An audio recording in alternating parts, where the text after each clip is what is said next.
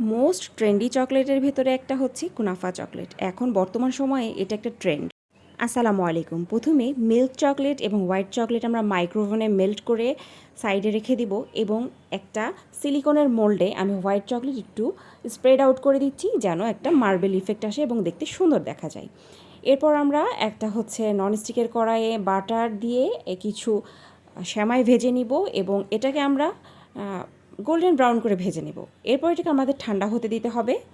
অন্যদিকে spread out করা যে মোলটা ছিল এর ভেতরে আমরা মিল্ক চকলেটটা দিয়ে একটু ঘুরিয়ে নিয়ে পুরোটা স্প্রেড করে 30 মিনিটের জন্য ফ্রিজে রেখে দেবো। এদিকে হোয়াইট চকলেটের ভেতরে ভেজে রাখা সেমাই এবং পেস্তা বাদাম এবং কিছুটা গ্রিন ফুড কালার অ্যাড করব, যেহেতু আমার কাছে এখানে পেস্তার যে ক্রিমটা সেটা বা স্প্রেডারটা সেটা ছিল না। এরপর এটাকে আমরা হচ্ছে ফ্রিজে সেট করে নেওয়া চকলেটটার উপরে বসিয়ে দিয়ে আবার কিছুক্ষণ ফ্রিজে রেখে সেট করব এবং ওপর থেকে আবার মিল্ক চকলেট স্প্রেড করে দিয়ে 30 মিনিট, মিনিমাম 30 মিনিট এখানে আমরা নর্মাল ফ্রিজ সেট হতে দিব।